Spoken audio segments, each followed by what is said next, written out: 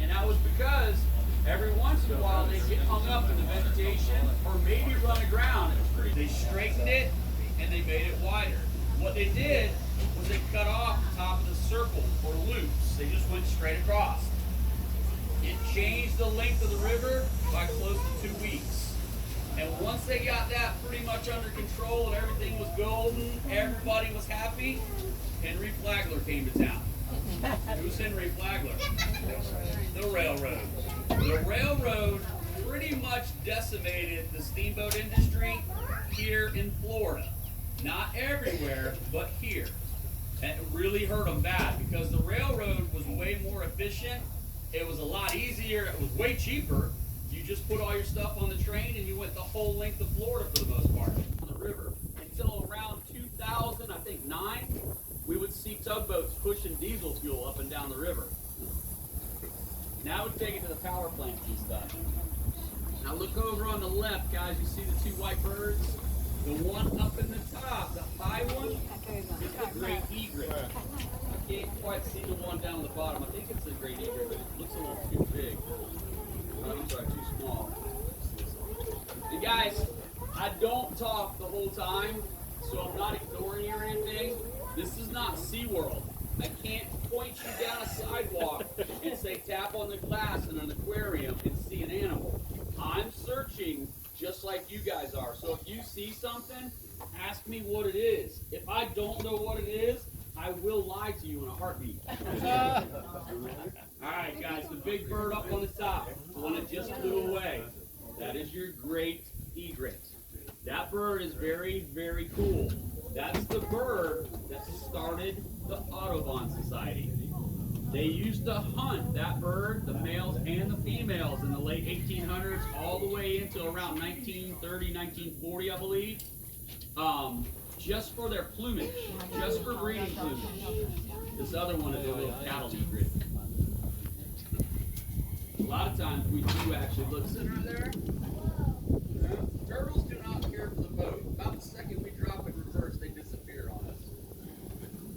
But what they were actually looking for with the great egret was their long, lacy, pretty plumage.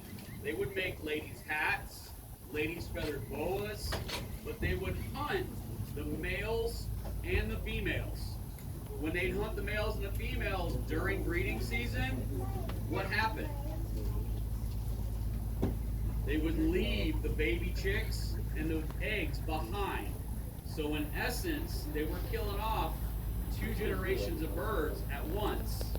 So a group of ladies got together and started saying, hey, we can't do this anymore. We're killing all the birds. That group of ladies is the Audubon Society still today. Their crest for their company is the great egret. Now that the fashion industry is not allowed to hunt the great egret, they use the ostrich and the peacock. The peacock and the ostrich have pluckable feathers. So you just pull them out, they'll grow right back. You guys on the left, you kind of look through there, you'll see a dark line on the bottom of the trees. That is from Hurricane Ian last year in September. When it came through here, it brought about 7.5 foot of water. You'll see it really clear on some of the trees. It did not rain 7.5 feet of water. That's kind of like the Noah and the Ark stuff, right? What happened is the St. John's takes roughly 20 to 25% of the rainfall in Central Florida. So everywhere that storm was, it was slowly draining into the St. John's. So it took about a month for the water to come up. It took almost 3 months for it to leave. So that's that dark line that you'll see a lot of our trip. You'll see it. We do not have a tide. Even though we open up to the ocean, we don't have a tide this far up. We're still about 150 miles by water to the ocean. We do get tarpon that cruise in here every once in a while. We get snook every once in a while. We will get some striper. We will get like croakers. We get blue crab every once in a while. But if you were to go about another 40 miles on the river, you would come to the area around Palaca, maybe it's just the south of that is Astor. That part of the river is a lot wider. And that's where the saltwater intrusion usually comes in. It's a little fluffier, a little thicker, and it has a little bit of a curve on the end of its beak. Anhingas cannot float. They have to continuously swim when they're in the water. From the south, we call them water turkeys. When he spreads his tail feathers out, he's got a perfect round line to go along the bottom of his feathers, and then the rest of it's like a blackish brown, and it looks like turkey feathers. So we call them water turkeys. That's a male. Males are all black. Females have a little bit of a brown neck, brown chest, and then the black body. We were waiting for the red light. The kayaks had to come through, guys. You guys see the red light up there? If it's got yellow feet and a black beak, it is a snowy egret.